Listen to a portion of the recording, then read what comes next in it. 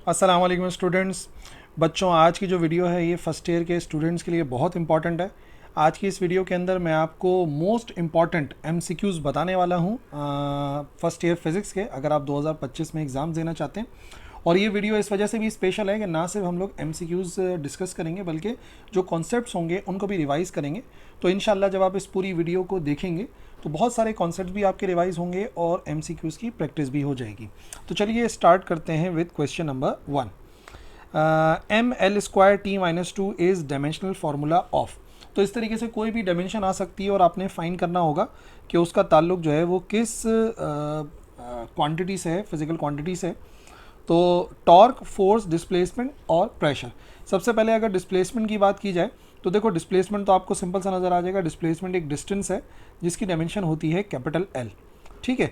इसी तरीके से अगर फोर्स की डायमेंशन निकालना चाहें तो फोर्स बराबर होती है F is equal to M A.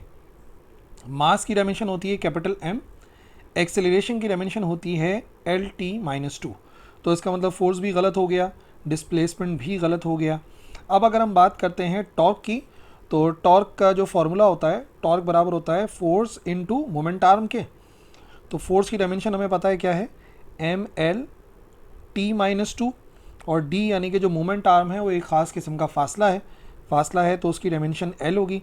Multiply कराएंगे तो आंसर आ जाएगा M L square T minus two. यानी कि जो दिया गया हमारे पास आंसर था वो बेसिकली टॉर्क का है। Torque is the correct answer. But अगर प्रेशर भी होता और हम उसे फाइंड करते तो देखो, प्रेशर का फॉर्मूला होता है फोर्स पर यूनिट एरिया। अब फोर्स की डायमेंशन तो आपको मैंने बताई, M L T minus two होती है, हमने फाइंड की थी। डिवाइड में आ रहा है एरिया। एरिया की डायमेंशन, एरिया होता है लेंथ मल्टीप्लाई बाय विड्थ। तो दो लेंथ को मल्टीप्लाई करते हैं, ये बन जाता है एल स्क्वायर। स्क्वायर से एक एल हो जाएगा कैंसिल, तो नतीजे में हमारे पास आंसर आ जाएगा M L T minus two divide by L. ये वाला एल कैंसिल हो गया जो कि ऊपर जाके माइनस वन हो जाएगा। ठीक है, तो बाकी ये वाला एल ख़त्म हो गया। बात समझ में आ गई ना। यहाँ पर हुआ ये कि ये वाले एल से ये वाला एल कैंसिल हो गया, तो नीचे एक एल बचा, ऊपर ले जाओ तो वो माइनस वन हो जाएगा। तो प्रेशर की डायमेंशन होती है एम एल की पावर माइनस वन और टी की पावर माइनस टू। ठीक है, तो देखो प्रैक्टिस भी होती रहेगी ना आपकी इसी तरीके से। Question number 2, which of the following pair has the same dimension. इनमें से कौन सा पेयर है जिसकी डायमेंशन बिल्कुल सेम है। अब चेक कर लो अलग अलग। देखो, मोमेंट ऑफ इनर्शिया होता है एम आर स्क्वायर के बराबर। ठीक है, moment of inertia M R square है। और टॉर्क बराबर होता है एफ इंटू डी के। दोनों की डायमेंशन निकाल के फाइंड कर सकते हो आप। इसकी डायमेंशन बनेगी एम और डिस्टेंस का स्क्वायर ये हो जाएगा एम एल स्क्वायर। आई की डायमेंशन ये है, सही है, मोमेंट ऑफ इनर्शिया की।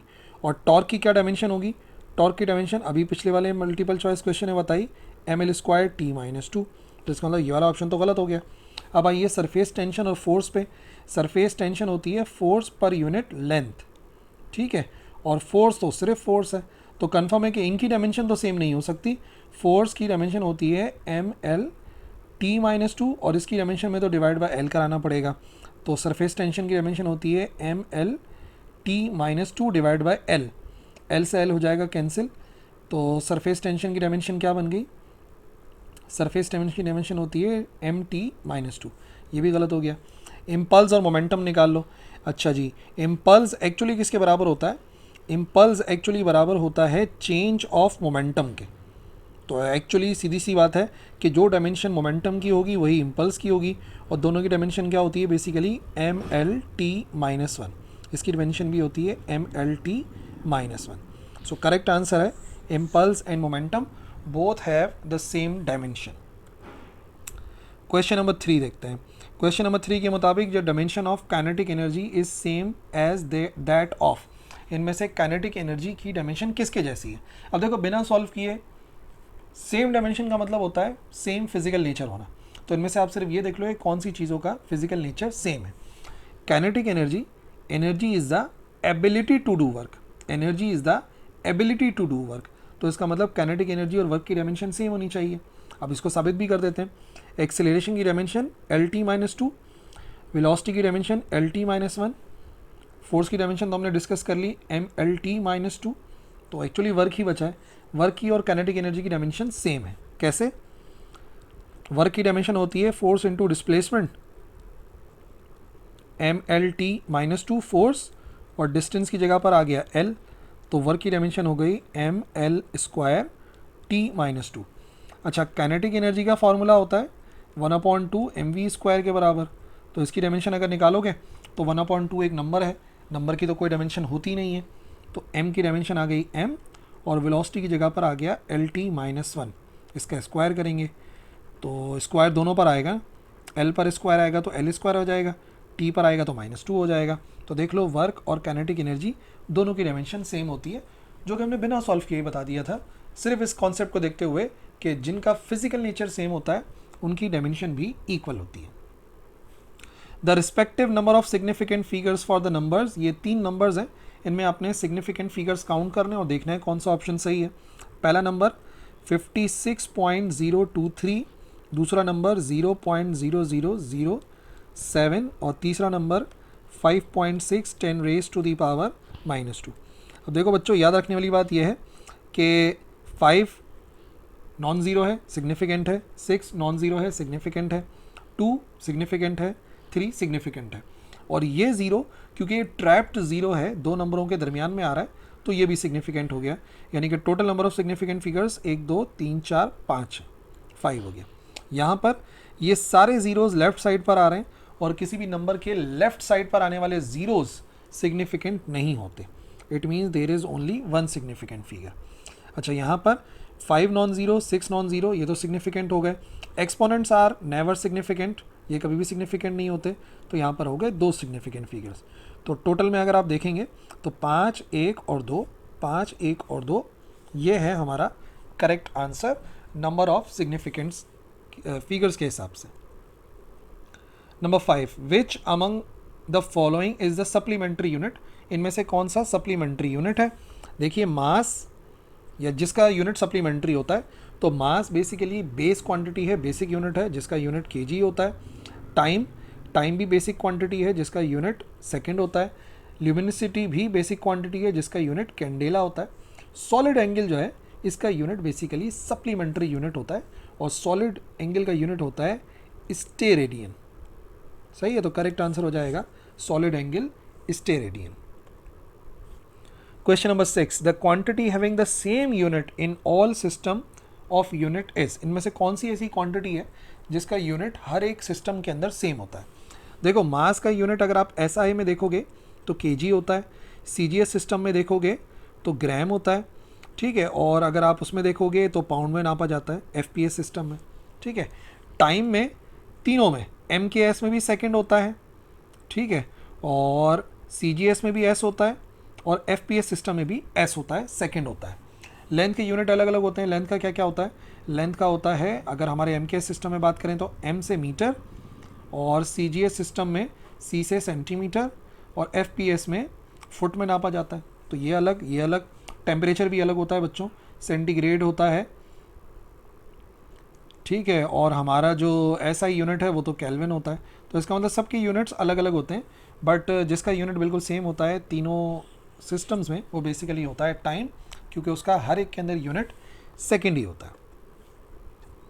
Question number 7, the velocity of a particle at an instant, किसी लम्हे एक पार्टिकल की वेलोसिटी 10 मीटर पर सेकेंड है, ठीक है, and after 5 second the velocity of particle is 20 meter per second, और 5 सेकेंड गुजरने के बाद जो उसकी स्पीड है वो 20 मीटर पर सेकेंड है। द वेलोसिटी 3 सेकेंड बिफोर, तो 3 सेकेंड पहले कितनी होगी। देखो, यहाँ पे 3 पॉइंट है, लेट से पॉइंट ए, ये आ गया पॉइंट बी, और ये आ गया पॉइंट सी।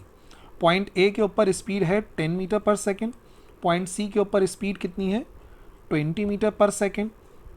यहाँ पर स्पीड हमें कैलकुलेट करनी है, ठीक है, और यहाँ से यहाँ तक का कह रहे हैं जो टाइम है वो 3 सेकेंड है, और यहाँ से यहाँ तक जो टाइम गुजरा था वो एक्चुअली गुजरा था 5 सेकेंड। सही है, तो अब हम क्या करेंगे, सबसे पहले हम निकालेंगे कि इस बॉडी का एक्सेलरेशन कितना था। एक्सेलरेशन निकालने के लिए फॉर्मूला क्या होता है, फॉर्मूला होता है VF minus VI divide by T, ठीक है। तो मान लेते हैं फ़िलहाल ये VF है, ये VI है, और इसको जस्ट V से जाहिर कर देंगे जो हमें मालूम करना है। तो अगर फॉर्मूला इस्तेमाल करें यहाँ पे VF माइनस VI 20 माइनस 10 और टाइम लगा 5 सेकेंड। 20 माइनस 10 कितना होता है 10 डिवाइड बाई 5, 5 1 ज़ार 5, 5 2 ज़ार 10। इसका मतलब एक्सेलरेशन है 2 मीटर पर सेकेंड स्क्वायर। अब इस एक्सेलरेशन की मदद से ये वाली वेलोसिटी पता है, ये वाली मालूम करनी है। तो हम कह सकते हैं, वैसे फार्मूला क्या होता है, v F is equal to we I plus A t. पर यहाँ वाली जो वेलोसिटी है मेरे लिहाज से, अब मैं इन दोनों पॉइंट्स की बात कर रहा हूँ ना, तो इन दोनों पॉइंट्स के लिहाज से ये जो वेलोसिटी है वी आई, ये हमें मालूम करनी है।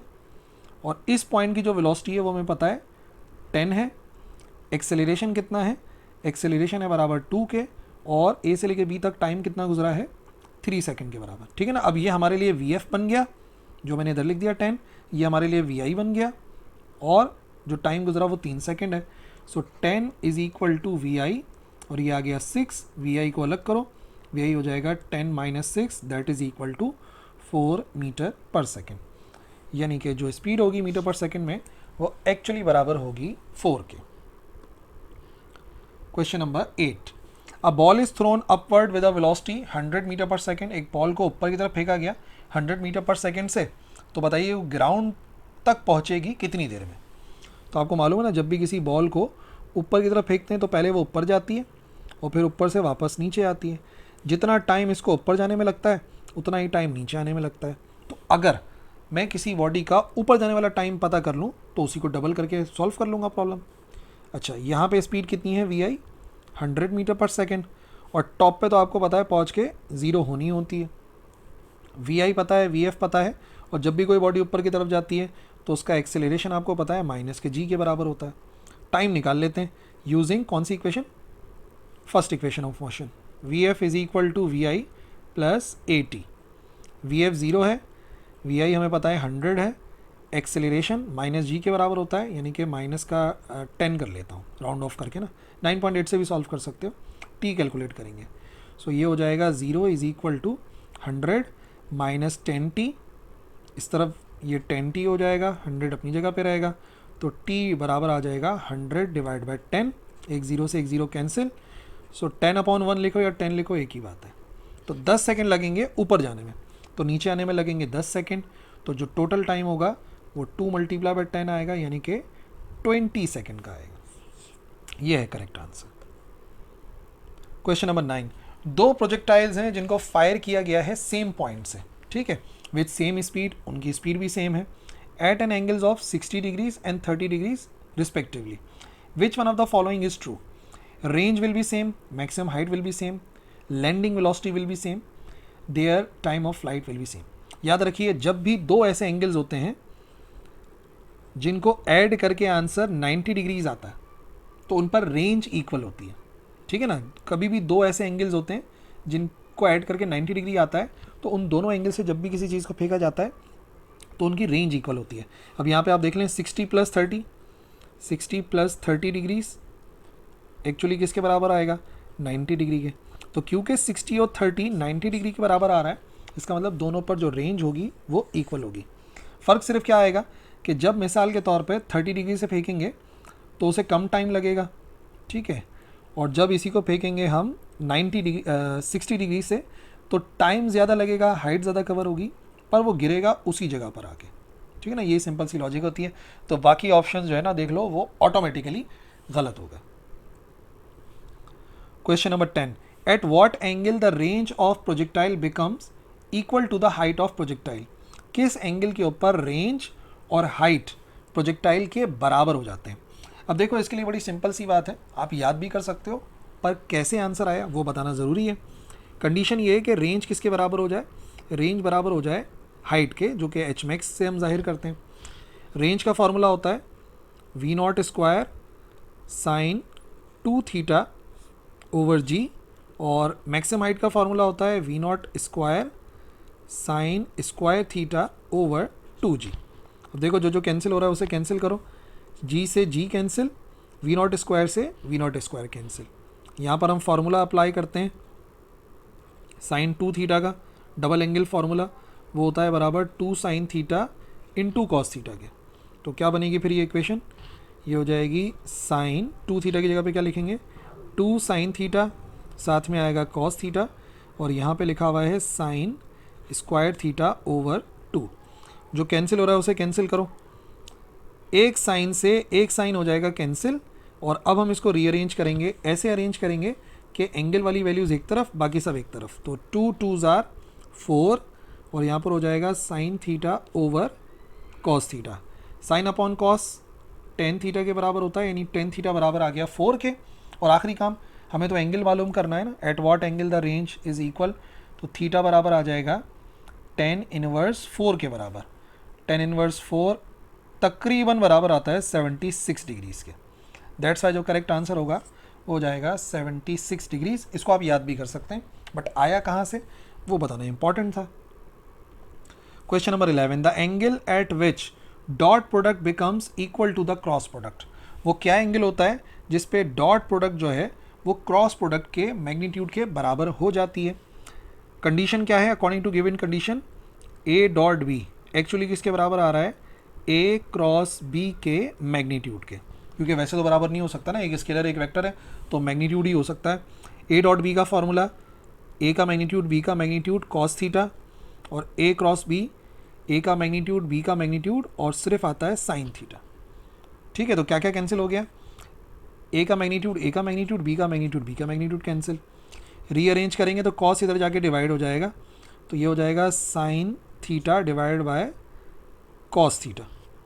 Sine upon cos tan theta, यहाँ पर आ गया 1। अब हमें तो एंगल मालूम करना है ना, एंगल मालूम करने के लिए क्या करना पड़ेगा? 10 को दूसरी तरफ भेजेंगे, 10 इनवर्स हो जाएगा, साथ में आ जाएगा 1। तो आप कैलकुलेटर से फाइंड कर लो 10 इनवर्स 1, याद रखिएगा आंसर आएगा 45 डिग्रीज। ये वो एंगल है, इस एंगल पर अगर आप दो वेक्टर्स का डॉट प्रोडक्ट निकालो तो जो आंसर आएगा वही क्रॉस प्रोडक्ट का भी आंसर आएगा उन दोनों वेक्टर्स के। Question number 12, if the dot product of two non zero vectors vanishes. अगर दो वेक्टर्स का डॉट प्रोडक्ट जीरो के बराबर हो गया तो बताइए वो वेक्टर्स क्या होंगे, ये हमें फाइंड करना है। ठीक है, तो डॉट प्रोडक्ट का फॉर्मूला क्या होता है? ए बी, या पूरा कर लो, ए डॉट बी बराबर होता है, ये डॉट लगा हुआ है, बराबर होता है ए का मैग्नीट्यूड बी का मैग्नीट्यूड और यहाँ पर आता है कॉस थीटा। ठीक है जी, तो अब वैसे तो आप याद रख सकते हो कि ज़ीरो होने का क्या मतलब है कि किसी तरीके से कॉस का आंसर ज़ीरो आ गया। ठीक है ना, अगर कॉस का आंसर ज़ीरो आ गया तो वो जो डॉट प्रोडक्ट होता है वो ज़ीरो हो जाता है।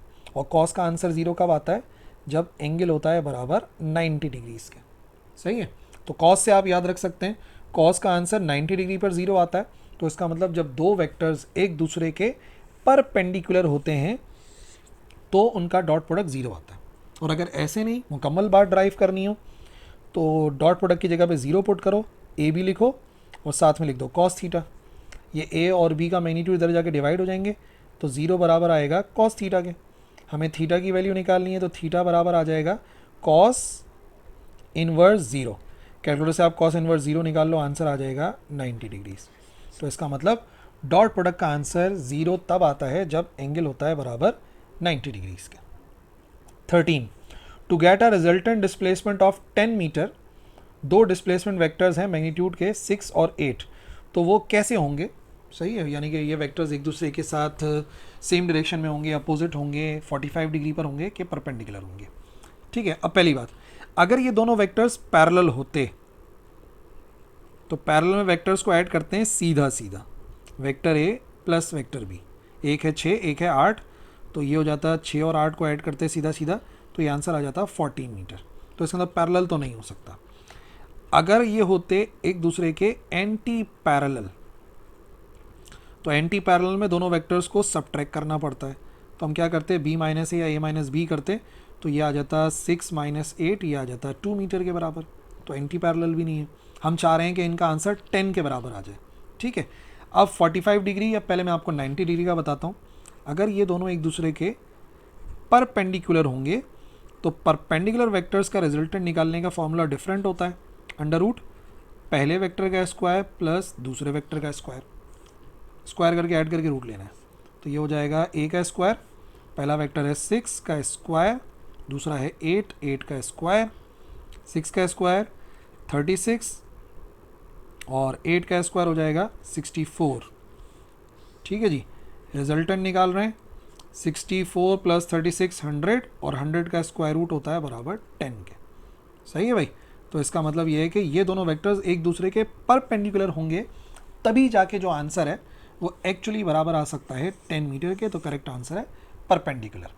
और अगर आपने सी वाले को चेक करना था 45 डिग्री वाले को, तो उसके लिए रिजल्टेंट का फॉर्मूला डिफरेंट होता है, ए का स्क्वायर प्लस बी का स्क्वायर प्लस 2ab और साथ में आता है कॉस थीटा। तो 45 रख के इसको भी चेक कर सकते हो, ये 10 के बराबर नहीं आएगा। 14, if momentum is increase by 20% then kinetic energy increases by. अगर किसी चीज़ का मोमेंटम 20% बढ़ा दें तो बताएं काइनेटिक एनर्जी में कितना फ़र्क आएगा। तो पहली बात यह है कि आपको काइनेटिक एनर्जी और मोमेंटम का रिलेशन पता होना चाहिए। काइनेटिक एनर्जी का फॉर्मूला क्या होता है, 1/2 mv²। एक काम करो, इस इक्वेशन को मल्टीप्लाई और डिवाइड कराओ v से, मल्टीप्लाई एंड डिवाइडेड बाय, ठीक है, m से मल्टीप्लाई और डिवाइड कराओ। तो ये हो जाएगा kinetic energy is equal to 1/2 m से मल्टीप्लाई किया तो m² हो गया, v² एज इट इज़, और जो डिवाइड वाला m है वो मैंने नीचे लिख दिया, ऊपर m² हो गया, नीचे m आ गया। इसको लिख सकते हैं 1/2 mv का स्क्वायर ओवर m, ये आ गई काइनेटिक एनर्जी। तो mv का स्क्वायर क्या हो सकता है, ये हो सकता है मोमेंटम का स्क्वायर। तो हम ये कह सकते हैं मोमेंटम का square divide by 2m actually बराबर होता है काइनेटिक एनर्जी के। दिस इज़ वेरी इंपॉर्टेंट, बहुत सारे एमसीक्यूज इससे जो है ना कवर हो जाएंगे आपके। तो अब देखो, पहले जो भी काइनेटिक एनर्जी हो, लेकिन बाद वाली काइनेटिक एनर्जी में कितना इजाफा हो गया, हमें चेंज पता करना है, ठीक है। तो उसके लिए क्या करना पड़ेगा, उसके लिए ऐसा कर लो कि देखो जो काइनेटिक एनर्जी है ना वो एक्चुअली किसके बराबर है, काइनेटिक एनर्जी का फॉर्मूला यही हो गया p का स्क्वायर डिवाइड बाय 2m।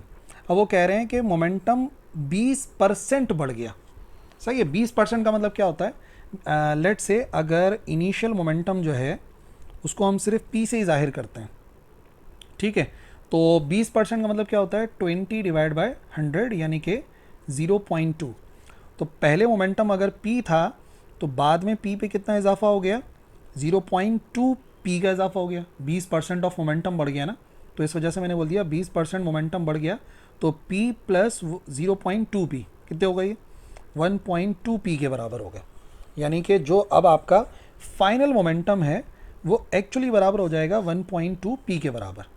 इसी फॉर्मूले के अंदर अगर मैं वैल्यूज पुट करता हूँ, क्योंकि मैं चाह रहा हूँ कि फाइनल काइनेटिक एनर्जी आ जाए, तो फाइनल काइनेटिक एनर्जी के लिए फॉर्मूला बनेगा final momentum divide by 2m। तो ज़रा वैल्यू पुट करो, pf की जगह पे pf की 1.2 p के बराबर है। तो काइनेटिक एनर्जी फाइनल बराबर आ गई 1.2 p का स्क्वायर लगा हुआ है, तो 1.2 p का स्क्वायर डिवाइड बाय 2m।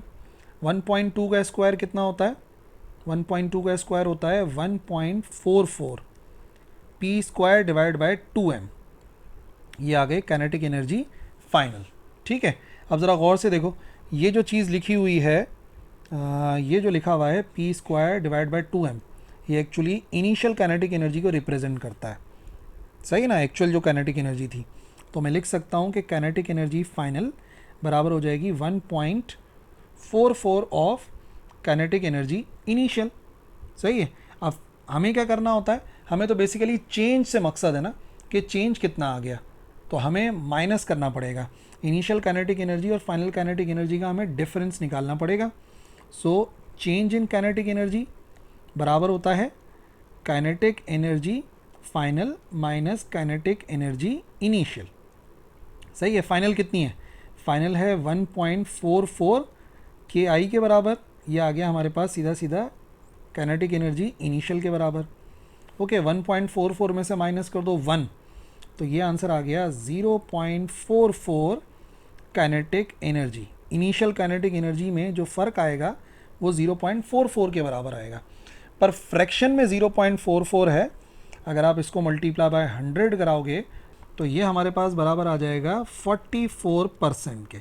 इसका मतलब ये हुआ कि अगर मोमेंटम में 20% इजाफा होता है तो काइनेटिक एनर्जी का इजाफा जो है वो 44% के बराबर आता है, ठीक है जी।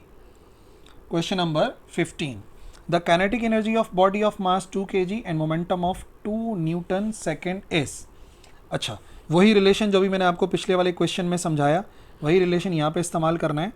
काइनेटिक एनर्जी एक्चुअली बराबर होती है मोमेंटम का स्क्वायर डिवाइड बाय 2m के। तो वैल्यूज पुट करते हैं, p का स्क्वायर यानी कि मोमेंटम 2 है, 2 का स्क्वायर और नीचे 2 इंटू मास गिवन है 2 के बराबर। तो ये तो हो जाएगा, ऊपर भी आंसर आ जाएगा 4 और नीचे भी आंसर आ जाएगा 4। 4 से 4 कैंसिल, 1 जूल के बराबर आएगा।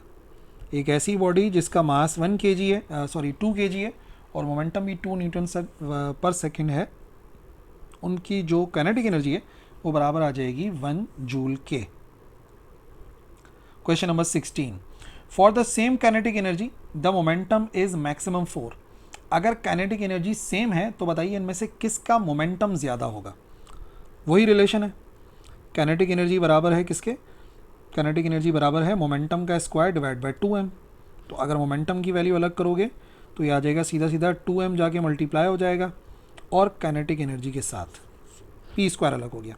अब एक सिंपल सी लॉजिक ये है कि जिस चीज़ का मास ज़्यादा, अगर काइनेटिक एनर्जी सेम है तो जिस चीज़ का मास ज़्यादा उसका मोमेंटम भी ज़्यादा, जिस चीज़ का मास ज़्यादा उसका मोमेंटम भी ज़्यादा। इसमें से देख लो, सबसे लाइटर जो है वो इलेक्ट्रॉन है, प्रोटॉन न्यूट्रॉन, इनमें सबसे ज़्यादा जो हैवी पार्टिकल होता है वो अल्फ़ा पार्टिकल होता है, क्योंकि अल्फ़ा पार्टिकल जो है तकरीबन 2 प्रोटॉन के बराबर होता है तकरीबन। तो आप खुद देख लो कि अल्फ़ा पार्टिकल के अंदर जो है वो 2 प्रोटॉन और 2 न्यूट्रॉन भी तो होते हैं, तो टोटल 4 होता है, तकरीबन 4 प्रोटॉन के बराबर होता है। तो एक्चुअली देखा जाए तो अल्फ़ा पार्टिकल जो है वो काफ़ी हैवी होता है, जिस चीज़ का मास ज़्यादा उसका मोमेंटम भी ज़्यादा। क्वेश्चन नंबर 17, एक 3 किलोग्राम की बॉल है जो एक्सपीरियंस करती है 15 न्यूटन की फोर्स का, तो बताइए उसका एक्सेलरेशन कितना होगा।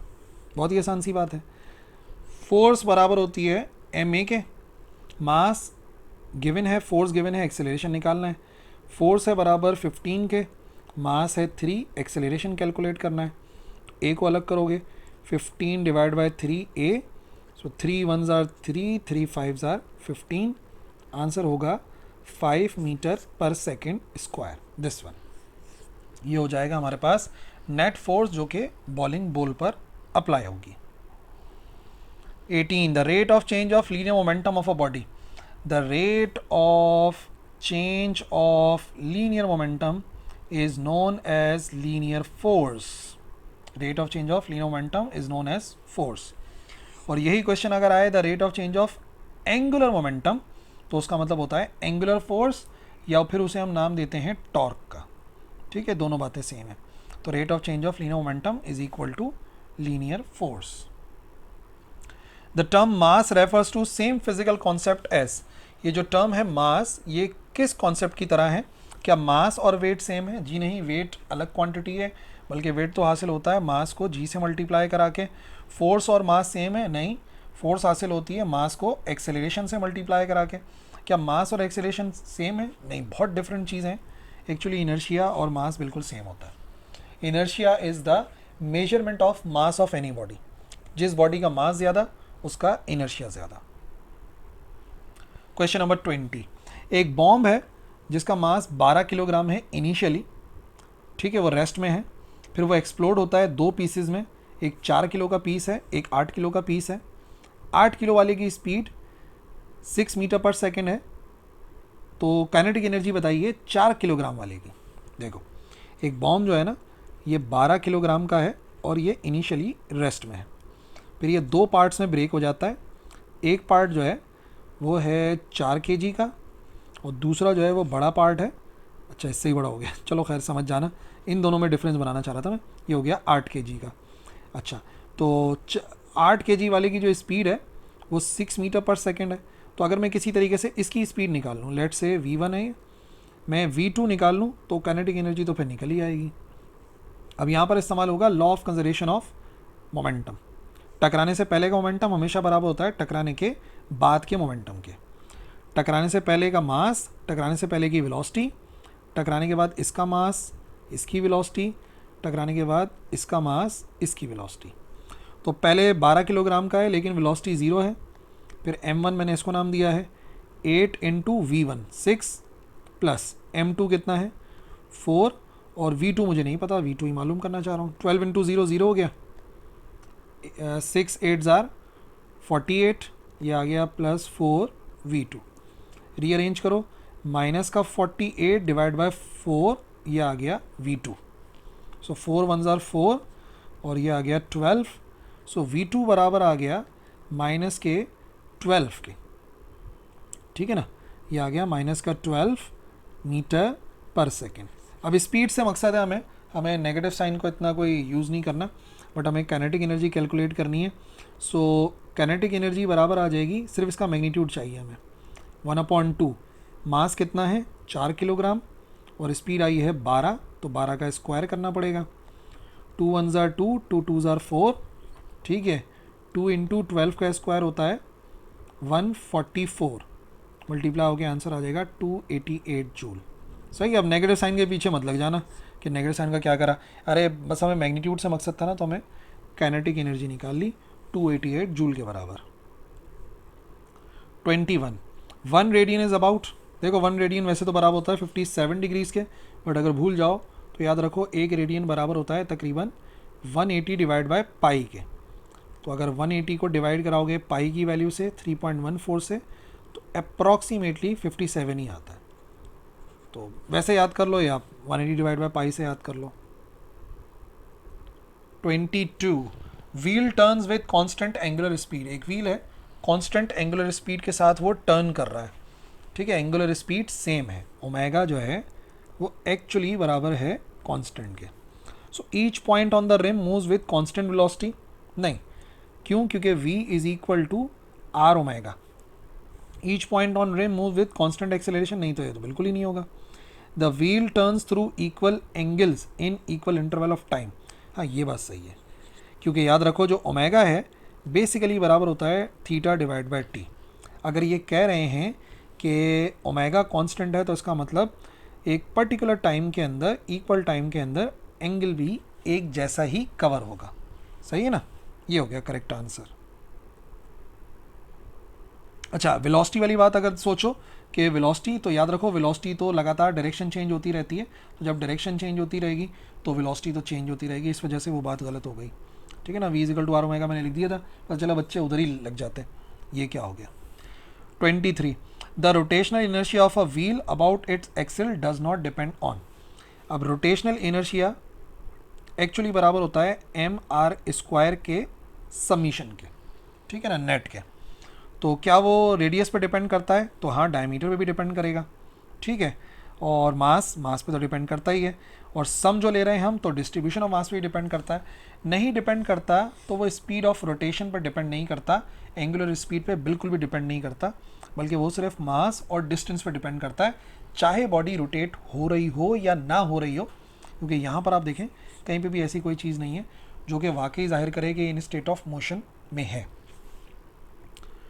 24 a force with at given magnitude is to be applied to a wheel, torque can be maximized by, एक व्हील है, ठीक है, मैं चाह रहा हूँ कि इसके ऊपर जो है वो हम फोर्स अप्लाई करें, तो बताइए उस फोर्स को हम मैक्सिमाइज कैसे कर सकते हैं, कहाँ पर फोर्स अप्लाई करें कि मैक्सिमम व्हील जो है वो मूव कर सके। तो याद रखिए बच्चों, अगर हम इस तरीके से इस व्हील के ऊपर फोर्स अप्लाई करेंगे टेंजेंट टू द रिम, तो हम मैक्सिमम टॉर्क प्रोड्यूस कर सकते हैं। और अगर ये लॉजिक सही है तो याद रखिए applying the force at the rim tangent to the rim, rim पर फोर्स लगाओगे तो सही रहेगा, बाकी देखो तो उनके लिहाज से ऑटोमेटिकली गलत हो जाएंगी। 25 एक ऑब्जेक्ट है, रोटेट कर रहा है अबाउट फिक्स्ड एक्सिस, आई उसका रोटेशनल इनर्शिया है, अल्फा उसका एंगुलर एक्सेलरेशन है। तो बताइए जो फॉर्मूला है torque is equal to I alpha, क्या ये टॉर्क की डेफिनेशन है? नहीं, टॉर्क की डेफिनेशन नहीं है, टॉर्क अलग होता है, फोर्स इनटू मोमेंट आर्म। क्या ये डेफिनेशन है रोटेशनल इनर्शिया की? नहीं, वो तो एम आर स्क्वायर होता है।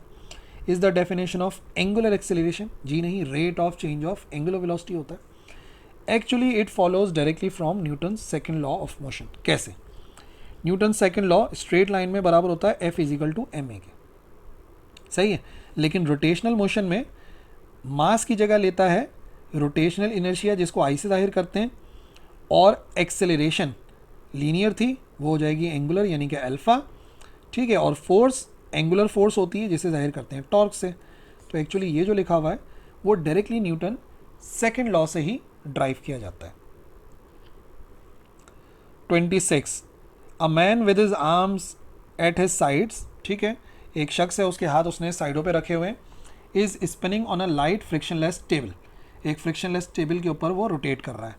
तो अगर वो अपने हाथों को फैला ले, एक्सटेंड कर ले, तो क्या बात सही है? हिज एंगुलर वेलोसिटी इंक्रीजेस, नहीं, एंगुलर वेलोसिटी डिक्रीज हो जाएगी, ठीक है ना। जितना तेज़ घूम रहा था अब वो स्लो घूमना शुरू हो जाएगा। His angular velocity remain same, नहीं, डिक्रीज होगी। हिज रोटेशनल इनर्शिया डिक्रीजेस, नहीं, रोटेशनल इनर्शिया तो बढ़ जाएगा, रेडियस बढ़ गया, क्योंकि रोटेशनल इनर्शिया होता है summation of M R square. जब हाथ फैला लिए तो रेडियस ज़्यादा हो गया, रेडियस ज़्यादा हो गया तो रोटेशनल इनर्शिया तो इंक्रीज हो जाएगा। एंगुलर मोमेंटम रिमेन्स कांस्टेंट, और ये है law of conservation of angular momentum, कि जब तक किसी बॉडी पे कोई एक्सटर्नल टॉर्क अप्लाई नहीं होता तब तक उसका एंगुलर मोमेंटम सेम कांस्टेंट रहता है। 27, एक स्पेस स्टेशन है, रिवॉल्व कर रहा है around the earth as a satellite, 100 kilometre above है अर्थ की सरफेस से। So what is the net force on an astronaut, किसी एस्ट्रोनॉट के ऊपर नेट फोर्स कितनी होगी जो कि इनसाइड होगा स्पेस स्टेशन पे? वो अपना वेट कितना फील करेगा? याद रखिए वो अपना वेट फील ही नहीं करता। जब भी कोई सैटेलाइट रिवॉल्व करती है अराउंड अर्थ, ठीक है, जब भी कोई सैटेलाइट रिवॉल्व करती है अराउंड अर्थ इस तरीके से, तो याद रखिए वो हमेशा फ्री फॉल में होती है, और जब भी वो फ्री फॉल के अंदर होती है तो फ्री फॉल में बॉडी हो जाती है हमेशा वेटलेस। यही वजह है कि सैटेलाइट में जितने भी एस्ट्रोनॉट्स होते हैं उन्हें अपना वज़न महसूस नहीं होता, वो वेटलेस हो जाते हैं। 28, if the net external torque acting on a body is equal to 0 then, ये मैंने अभी आपको बताया, ये law of conservation of angular momentum है। इसके मुताबिक जब किसी बॉडी पे लगने वाला एक्सटर्नल टॉर्क 0 होता है तो उसका एंगुलर मोमेंटम जो है वो कंजर्व रहता है, ठीक है ना। 29, a body of mass 5 kilogram is moving with momentum 10 kilogram metre per second, ठीक है, ये आ गया मास, ये आ गया मोमेंटम। उसके बाद फोर्स अप्लाई होती है 0.2 न्यूटन की, ठीक है, जिसकी वजह से कितनी देर तक अप्लाई होती है? 10 सेकंड तक अप्लाई होती है। तो बताइए काइनेटिक एनर्जी में कितना इजाफा आएगा? ठीक है, हमें इजाफा फाइंड करना है, चेंज कैलकुलेट करना है काइनेटिक एनर्जी में, ठीक है जी। अब काइनेटिक एनर्जी के चेंज से क्या मुराद है? फाइनल मोमेंटम के ज़रिए आप निकाल सकते हैं। अब ये बात देखो कि इसके मोमेंटम में कितना फ़र्क आएगा। मोमेंटम का फ़र्क निकालने के लिए हमें एक्सेलरेशन निकालना बहुत ज़रूरी है। तो अब स्टार्टिंग करते हैं एक्सेलरेशन से। एक्सेलरेशन बराबर होती है force divide by mass. Force कितनी है?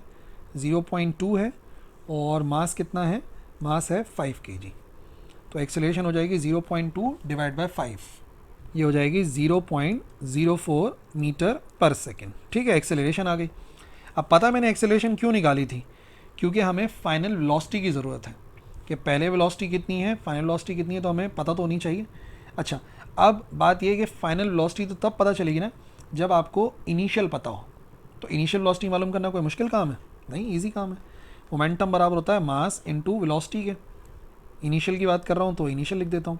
इनिशियल मोमेंटम है 10, मास है 5, तो वेलोसिटी मालूम कर लेते हैं इनिशियल। तो ये कितना हो जाएगा? इनिशियल वेलोसिटी बराबर आ जाएगी 10 डिवाइड बाय 5, इनिशियल वेलोसिटी आ गई 2 मीटर्स पर सेकेंड। चलिए, इनिशियल वेलोसिटी भी आ गई। एक्सेलरेशन पता है, इनिशियल वेलोसिटी पता है, टाइम पता है, तो फाइनल वेलोसिटी निकाल लो। वी एफ बराबर होता है v I plus A T. We f मालूम करना चाह रहा हूँ, वी आई 2 है, एक्सेलरेशन 0.04 है, और टाइम लगा है 10 सेकेंड, तो 2 यह आ गया 0.4, तो फाइनल वेलोसिटी हमारे पास आ जाएगी 2.4 मीटर पर सेकेंड। सही है ना। काइनेटिक एनर्जी मालूम कर लेते हैं फाइनल, ठीक है, तो फाइनल काइनेटिक एनर्जी हमें पता लग जाएगी, और इनिशियल काइनेटिक एनर्जी भी आप निकाल सकते हैं। सो यहाँ पर इन्होंने बोला the increase in kinetic energy, तो काइनेटिक एनर्जी का चेंज हम तब निकाल सकते हैं जब हमें मोमेंटम का चेंज पता हो, और डिवाइड में आना चाहिए 2m, सही ना, और इसका स्क्वायर करना पड़ेगा। सो मोमेंटम का चेंज निकालने के लिए क्या करना चाहिए हमें? मास, ये तो आ गया, ठीक है, मास फाइनल वेलोसिटी माइनस, और इनका स्क्वायर करेंगे, माइनस मास इनिशियल वेलोसिटी का स्क्वायर करेंगे। चेंज का मतलब तो ये ना, फाइनल माइनस इनिशियल, डिवाइड में लिखा हुआ है 2m। यहाँ पर आ गई काइनेटिक एनर्जी। कॉमन लो तो m स्क्वायर कॉमन आएगा, यहाँ पे बच जाएगा वी एफ का स्क्वायर माइनस वी आई का स्क्वायर, और डिवाइड में लिखा हुआ है 2m। एक m से एक m कैंसिल हो गया। काइनेटिक एनर्जी कैलकुलेट करना चाह रहे हैं, वी एफ का स्क्वायर ठीक है, ये आ गया m वी एफ का स्क्वायर माइनस वी आई का स्क्वायर। तो m की जगह पे भी m की वैल्यू पुट कर देता हूँ। m की जगह पर m की वैल्यू आ गई। क्या वैल्यू है m की? मास है हमारे पास 5 kg के बराबर। फाइनल वेलोसिटी का स्क्वायर यानी 2.4 का स्क्वायर माइनस इनिशियल है 2 का स्क्वायर, और फिर इसका हाफ कर लेंगे। तो एक ही साथ आप कैलकुलेट कर लो काइनेटिक एनर्जी। आएगा हमारे पास 4.4 जूल के बराबर। ठीक है, जस्ट आपने कैलकुलेटर से इसको कैलकुलेट कर लेना है, 4.4 joule. 30. The kinetic energy of light and heavy objects is same. Which object has maximum momentum? Kinetic energy momentum, फिर वही बात है, kinetic energy एक्चुअली बराबर होती है मोमेंटम का स्क्वायर डिवाइड बाय 2m। तो मोमेंटम की वैल्यू मालूम करना चाह रहे हैं तो ये आ जाएगा 2m इंटू काइनेटिक एनर्जी। तो सिंपल सी लॉजिक जो भी मैंने आपको बताई थी वो भी यहाँ पर अप्लाई हो रही है। जिस चीज़ का मास ज़्यादा उसका मोमेंटम ज़्यादा। अगर काइनेटिक एनर्जी सेम है तो जिसका मास ज़्यादा उसका मोमेंटम ज़्यादा। So which object has maximum momentum? याद रखिए मोमेंटम उसका ज़्यादा जिसका मास ज़्यादा। 31. The two bodies of mass 1 kg and 2 kg have equal momentum, then the ratio of their kinetic energy. फिर से वही सवाल, इतना इंपॉर्टेंट पार्ट था कि मैंने इसके बहुत सारे MCQs रखे ताकि एटलीस्ट आपकी प्रैक्टिस हो जाए अच्छे से तरीके से। तो देखिए, एक बॉडी का मास 1 kg है, दूसरे का 2 kg है, मोमेंटम बराबर है। तो बताइए उनकी काइनेटिक एनर्जी का रेशो क्या होगा? अब काइनेटिक एनर्जी एक्चुअली डिपेंड करती है मोमेंटम का स्क्वायर डिवाइड बाय 2m पे। ठीक है, अब एक का मास दूसरे से डबल है, सही ना? तो मोमेंटम तो सेम है। इसका मतलब क्या हो गया? अगर पहले वाले का आंसर जो है वो बराबर आएगा क्या? फॉर एग्जांपल अगर 1 पुट कर दूं तो पहले वाले का आंसर आ जाएगा p स्क्वायर डिवाइड बाय 2। ये पहले वाले की काइनेटिक एनर्जी आ गई। ठीक है, तो दूसरे वाले की काइनेटिक एनर्जी कितनी आएगी? ये आ जाएगा p square divide by 2 into 2। ये आंसर आ गया p स्क्वायर डिवाइड बाय कितना आ गया? ये आ गया 2 इंटू 2 कर लो या 4 कर लो, एक ही बात है। ये सेकंड की काइनेटिक एनर्जी आ गई। अब आप इन दोनों का रेशो निकाल लो। रेशो निकालोगे तो क्या बनेगा? p स्क्वायर डिवाइड बाय 2 बराबर आएगा p स्क्वायर डिवाइड बाय 4 के। तो p square divide by 2 into 4 divide by p square. p square से p स्क्वायर कैंसिल, 2 1 ज़ार 2, 2 2 ज़ार 4। तो आंसर आ जाएगा हमारे पास 2:1। ठीक है ना? तो ये 2:1 के बराबर आएगा। याद रखिएगा बच्चों, जिस चीज़ का मास ज़्यादा अगर मोमेंटम इक्वल है तो उसकी काइनेटिक एनर्जी कम हो जाएगी। मास ज़्यादा काइनेटिक एनर्जी कम, तो इस वजह से जो आंसर आ रहा है वो आ रहा है 2:1 के बराबर। मास आधा हो गया, काइनेटिक एनर्जी मास डबल हो गया तो काइनेटिक एनर्जी हाफ हो जाएगी। विच one of the following quantity can be calculated by multiplying force and velocity? कौन सी क्वांटिटी आती है जब हम फोर्स को वेलोसिटी से मल्टीप्लाई करते हैं? बच्चों ये पावर आती है।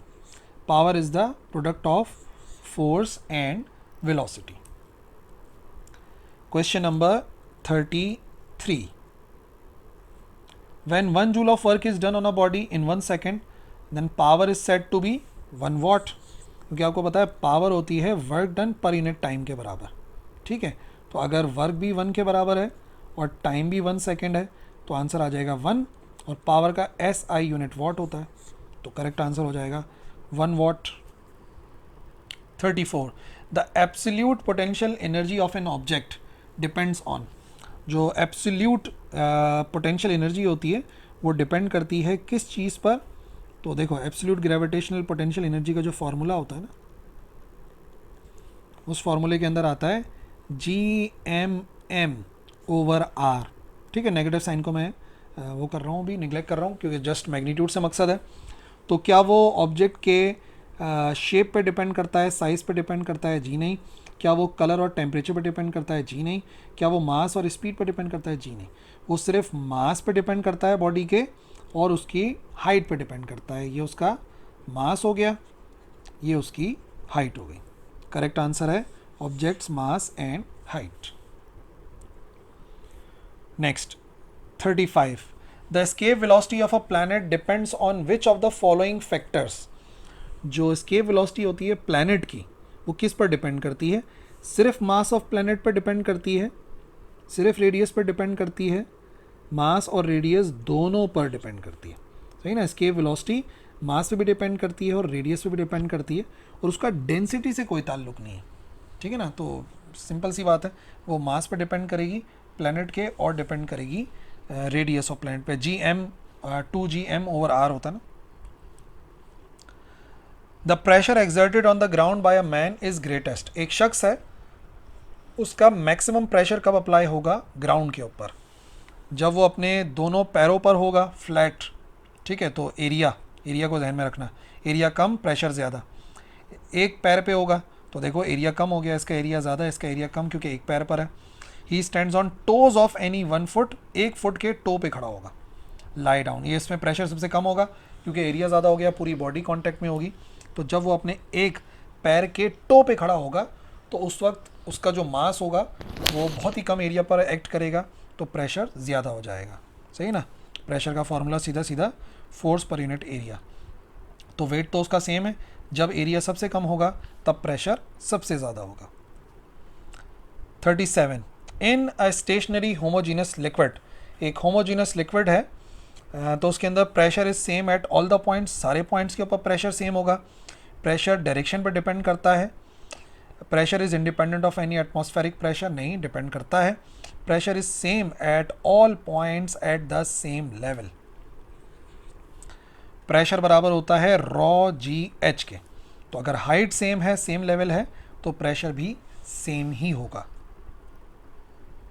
38 one piston in an hydraulic lift has an area that is twice the area of other. ठीक है, हाइड्रोलिक लिफ्ट है, एक पिस्टन का एरिया दूसरे से क्या कह रहे हैं, डबल है, ट्वाइस है। तो जब प्रेशर अप्लाई करते हैं स्मॉलर पिस्टन पे तो इंक्रीज़ हो जाता है डेल्टा पी। तो बताइए लार्जर पिस्टन पे कितना प्रेशर अप्लाई होगा? याद रखिए प्रेशर बराबर रहता है, प्रेशर ऑन स्मॉलर पिस्टन हमेशा बराबर होता है pressure on the larger piston.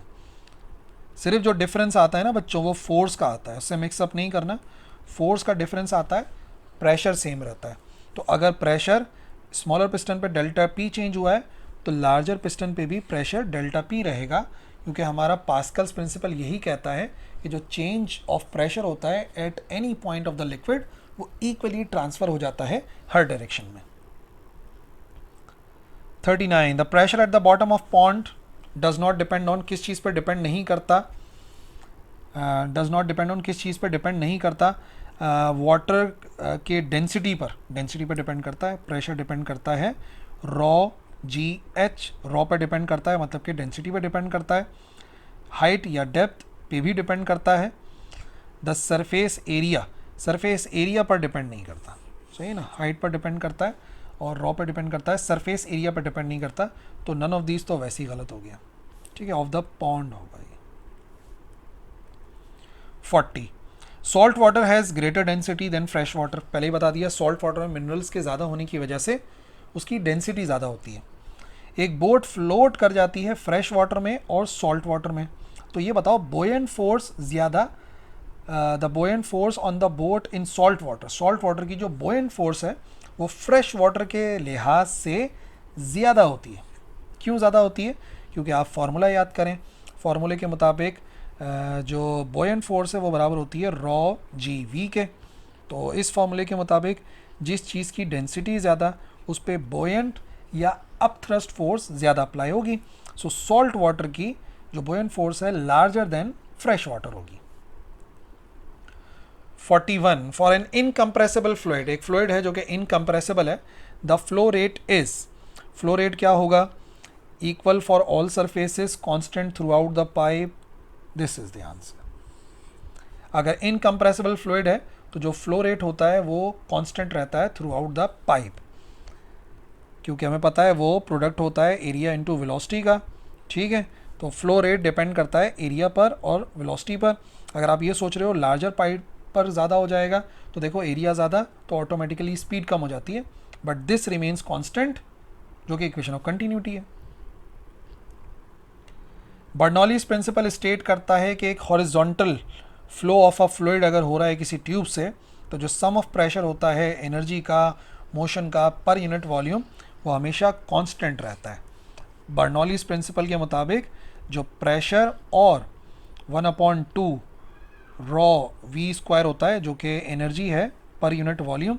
Actually ये किसके बराबर होता है? ये कांस्टेंट के बराबर होता है। और ये कब होता है अप्लाई? जब वो हॉरिजॉन्टल फ्लो हो रहा होता है। 43 as the speed of moving fluid increases the pressure in the fluid. अगर स्पीड ज़्यादा तो प्रेशर कम, अगर स्पीड ज़्यादा तो प्रेशर कम। ये कैसे पता? वही बर्नौलीज प्रिंसिपल के ज़रिए पता चला, जब कह रहे हैं कि प्रेशर 1/2 रॉ वी स्क्वायर हमेशा कांस्टेंट रहता है इनका सम। तो इसका मतलब ये हो गया कि अगर आप एक चीज़ बढ़ाओगे, स्पीड बढ़ाओगे, तो ऑटोमेटिकली प्रेशर कम हो जाएगा, क्योंकि इनका सम हमेशा कांस्टेंट रहना चाहिए। सही है? अच्छा जी, थके तो नहीं ना? अभी 100 MCQs हैं, अच्छे से प्रैक्टिस करनी है। If the cross sectional area of pipe decreases तो what happens to the fluid velocity. Equation of continuity के मुताबिक एरिया और वेलोसिटी का प्रोडक्ट कांस्टेंट रहता है। अगर इनका प्रोडक्ट कांस्टेंट रहता है तो इसका मतलब अगर एरिया कम होगा तो ऑटोमेटिकली स्पीड ज़्यादा हो जाएगी, यानी कि स्पीड इंक्रीज हो जाएगी। तो यहाँ पर अप्लाई हो गई इक्वेशन ऑफ कंटिन्यूटी। 45 है, स्काई डाइवर है, वो फॉल कर रहा है through air at terminal velocity. तो जो फोर्स होती है एयर रेजिस्टेंस की, वो एक्चुअली बराबर हो जाती है उसके वेट के, तभी तो वो टर्मिनल वेलोसिटी के साथ मूव करता है। जब भी कोई बॉडी गिर रही होती है, ठीक है, तो वेट उसे नीचे की तरफ ले जाने की कोशिश कर रहा होता है, और जो एयर रेजिस्टेंस होती है वो उसे रोकने का काम करती है। जैसे ही ये दोनों बराबर हो जाते हैं, एक दूसरे को कैंसिल करते हैं, तब बॉडी टर्मिनल वेलोसिटी के साथ मूव करती है। तो स्काई डाइवर का वेट जब एयर रेजिस्टेंस के बराबर हो जाता है ना, तब वो टर्मिनल वेलोसिटी के साथ मूव करता है। Wind speeding up as it blows over the top of hill. रफ्तार स्पीड की मतलब विंड की जो स्पीड है, रफ्तार है, वो ज़्यादा है, तो क्या फ़र्क पड़ेगा एटमॉस्फेरिक प्रेशर पे? तो बच्चों, अभी मैंने आपको बताया बर्नौलीज प्रिंसिपल के मुताबिक स्पीड ज़्यादा प्रेशर कम, स्पीड ज़्यादा प्रेशर कम। तो किसी हिल के टॉप के ऊपर स्पीड ज़्यादा होती है तो ऑटोमेटिकली वहाँ का एटमॉस्फेरिक प्रेशर कम होता है। 47 एक फ्लूइड जो है वो इनकम्प्रेसिबल फ्लो कर रहा है। इसका क्या मतलब है? वो कंप्रेस नहीं हो सकता। कंप्रेस नहीं हो सकता तो उसकी डेंसिटी पे कोई फ़र्क नहीं पड़ सकता।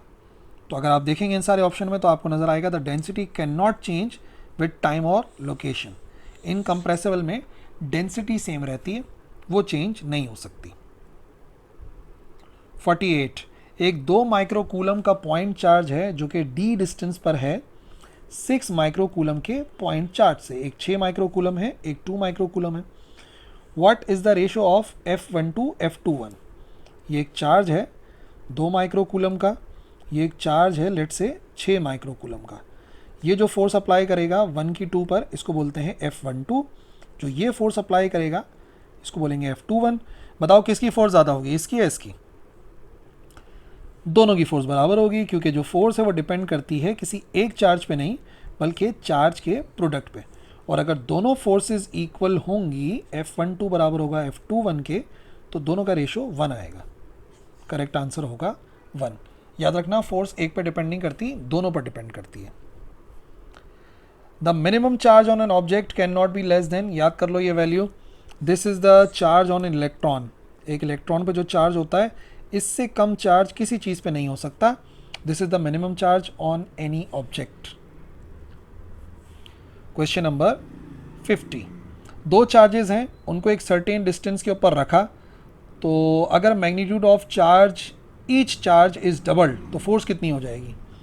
देखिए, चार्जेस के दरमियान की फोर्स कूलम लॉ से आती है KQ1 Q2 upon R square. अगर दोनों चार्जेस को डबल कर दोगे तो भाई ये वाला चार्ज भी डबल हो गया, ये वाला चार्ज भी डबल हो गया, तो 2 2s आर, जो फोर्स के ऊपर फ़र्क पड़ेगा KQ1 Q2 अपनी जगह पे रहेगा, R स्क्वायर अपनी जगह पे रहेगा। जो फोर्स होगी नई वाली वो एक्चुअल फोर्स के 4 गुना हो जाएगी ना, क्योंकि दोनों का 2 2 मल्टीप्लाई होगा। करेक्ट आंसर होगा 4 times of its original value. 51 which of the following can be deflected while moving in electric field. कौन होता है जो कि मूव करेगा अगर इलेक्ट्रिक फील्ड से तो डिफ्लेक्ट हो जाएगा? Neutron, photon, electron, electron. वजह क्या है? ये न्यूट्रल है, फोटॉन पे भी कोई चार्ज नहीं होता, न्यूट्रल है, न्यूट्रल पे तो इलेक्ट्रिक फील्ड का कोई फ़र्क नहीं पड़ेगा। हाँ, इलेक्ट्रॉन जो है वो पॉजिटिव प्लेट की तरफ जो है वो डिफ्लेक्ट हो जाता है। तो ए और बी तो दोनों ही गलत हो गए। 52, 12 जूल का काम किया जा रहा है against an existence, electric field के अगेंस्ट किया जा रहा है, और जो चार्ज है वो 0.0 कूलम का है। तो बताइए पोटेंशियल डिफरेंस कितना होगा। पोटेंशियल डिफरेंस बराबर होता है work done per unit charge के। तो वर्क डन कितना, वर्क डन है हमारे पास 12 जूल, और इसको डिवाइड करना है 0.01 से। So 12 divide by 0.01 it is equal to 1-2, तो ये हो जाएगा 1200 वोल्ट के बराबर, दिस वन।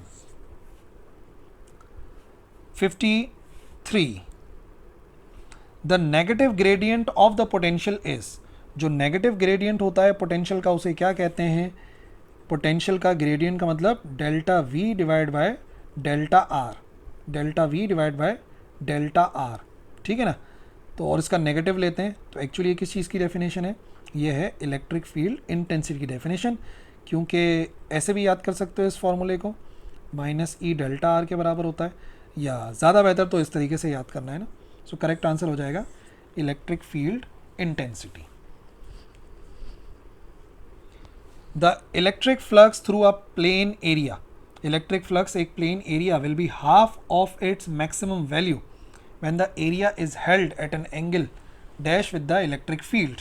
फ्लक्स है वो हाफ हो रहा है, तो बताइए किस एंगल के ऊपर जो है वो इलेक्ट्रिक फील्ड के साथ होगा। जो फ्लक्स है अगर वो कितना हो जाए, मैक्सिमम का हाफ हो जाए।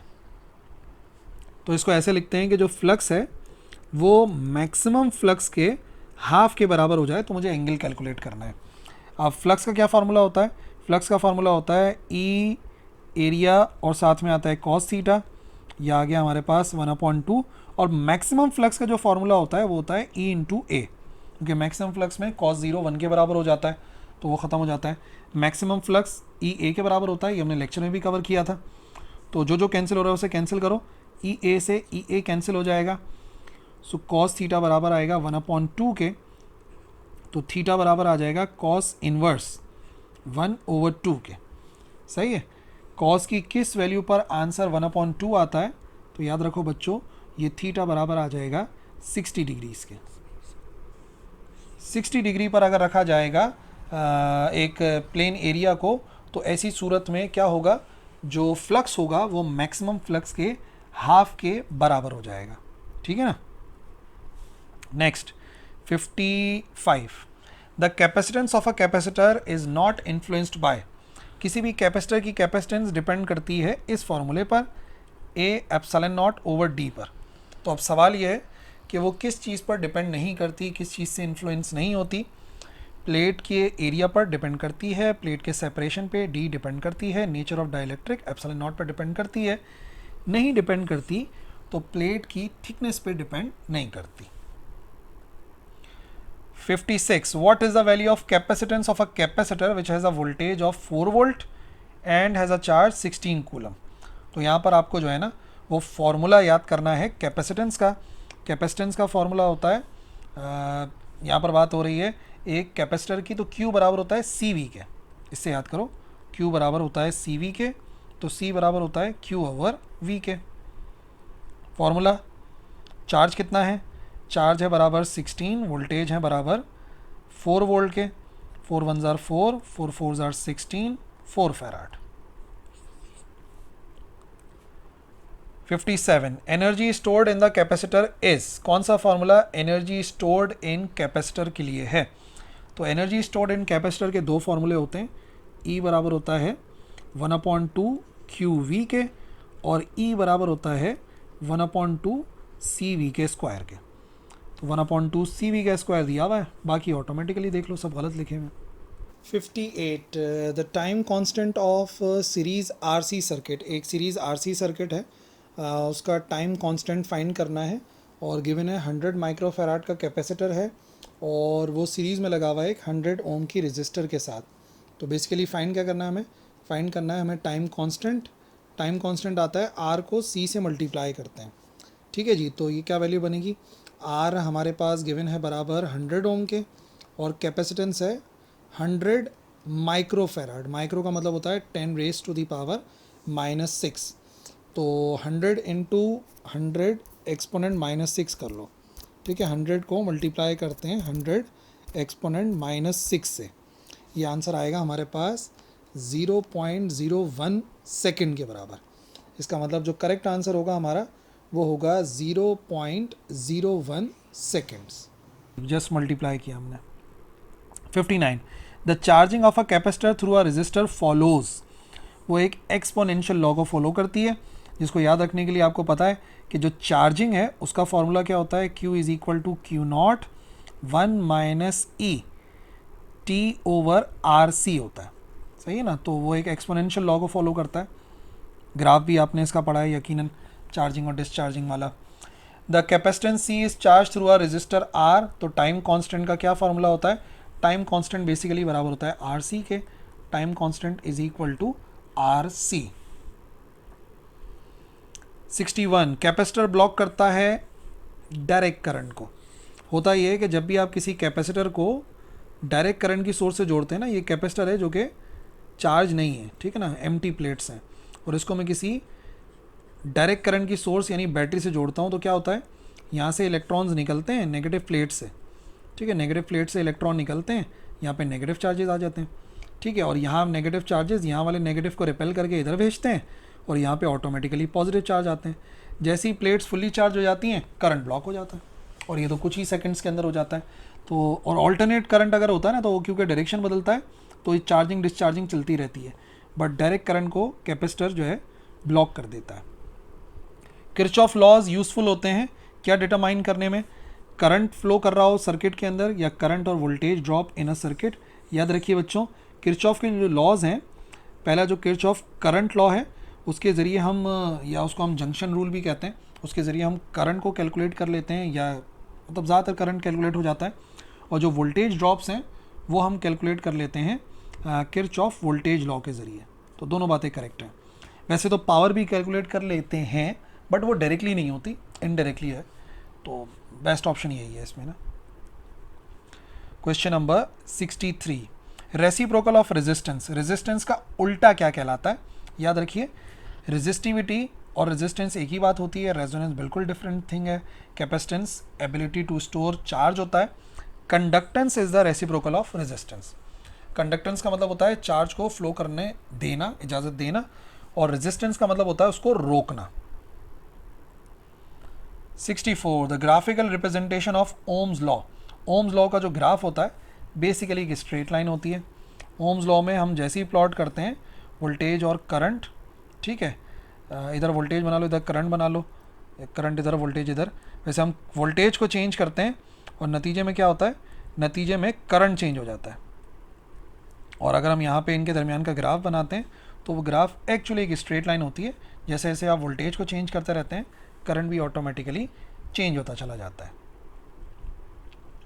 65, the potential difference is applied across the ends of wire. एक वायर के अक्रॉस पोटेंशियल डिफरेंस हमने अप्लाई करा। अगर पोटेंशियल डिफरेंस को डबल कर दें तो जो फ्री इलेक्ट्रॉन्स की ड्रिफ्ट वेलोसिटी होती है वो भी डबल हो जाती है, सही है। रिलेशन नहीं, इसको आप याद रखेंगे कि जैसे जैसे हम वोल्टेज बढ़ाते हैं तो जो इलेक्ट्रॉन्स होते हैं उनकी जो वेलोसिटी होती है वो भी एक्चुअली बढ़ती है। 3 गुना कर देंगे तो 3 गुना हो जाएगी।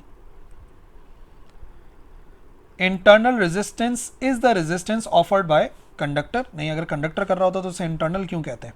कैपेसिटर जो रेजिस्टेंस देता है वो एक डिफरेंट चीज़ है, रेजिस्टर जो देगा वो रेजिस्टेंस है।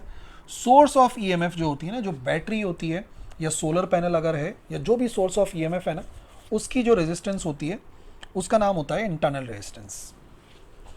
Power dissipation in a resistor can't be calculated using which formula. इनमें से कौन सा फार्मूला सही नहीं है। This is right, this is right, this is right, ये तीनों फार्मूले हमने ड्राइव किए थे। ये फार्मूला जो है ये बिल्कुल गलत है, इसके ज़रिए हम लोग कैलकुलेट नहीं कर सकते पावर डिसिपेशन को।